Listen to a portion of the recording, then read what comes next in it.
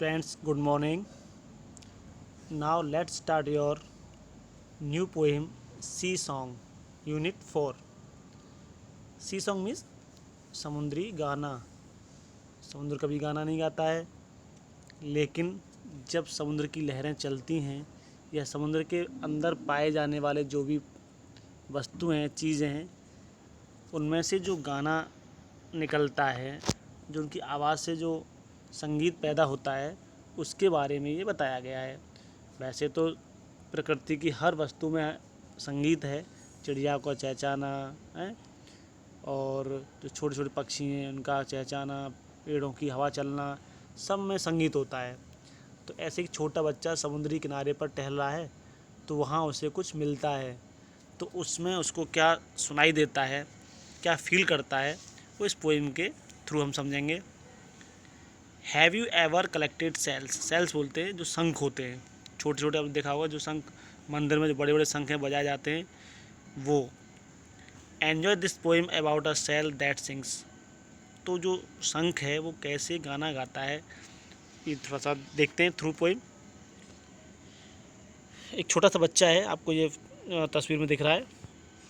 I found a shell a curly one lying on the sand.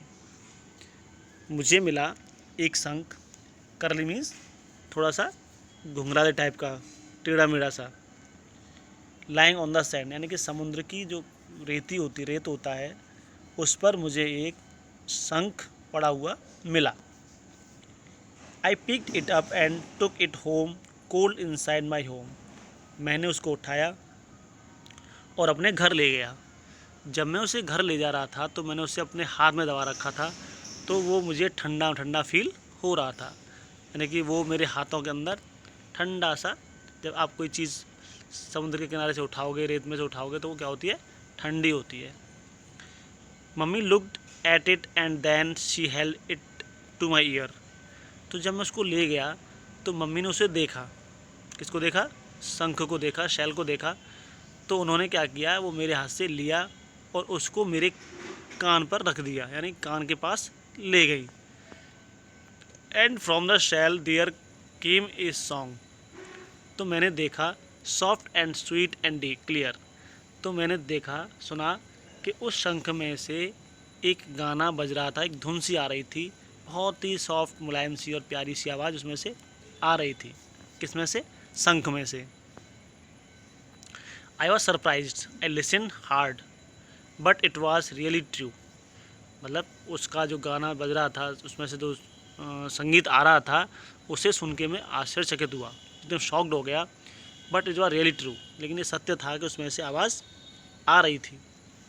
I wish you would find a nice big shell and hear it singing too. तो फिर उसकी एक इच्छा हुई, कि मेरी इच्छा है कि मुझे एक बड़ा सा शंख मिले और उसमें से बहुत सारे गाने मैं सुनूं. यानी कि जो बच्चा है वो इच्छा है कि अब मैं कभी समुद्र के किनारे जाऊं तो मुझे एक बहुत बड़ा शंख मिले, और जब बड़ा शंख मिलेगा तो उसमें से बहुत सारे गाने मैं सुनूंगा. तो छोटे छोटे बच्चे हैं, इनकी ऐसी ही इच्छाएं होती हैं. आपकी भी ऐसी होगी. तो ये एक हार्ड वर्ड देखते हैं हम. शैल मीन्स होता है आपका शंख, जैसे आप तस्वीर में देख रहे हो. आपको हेल मीन्स पकड़ना. सरप्राइज्ड शॉक्ड होना, आश्चर्यचकित होना. करली मतलब टेढ़ा मेढ़ा. जैसे शंख दिख रहा है आपको, ये टेढ़ा मेढ़ा सा दिख रहा है, इसको बोलते हैं करली. क्लियर मीन्स साफ. तो ये पोएम आपको समझ में आएगी. एक छोटा बच्चा है जो एक शंख उसको मिलता है और उसकी वो आवाज़ सुनता है, तो वो कैसा फील करता है. तो उसकी इच्छा भी होती है कि उसको पुराना एक बड़ा शंख मिले तो और ज़्यादा गाने वो सुने. पोएम समझ में आएगी आपको. Thank you.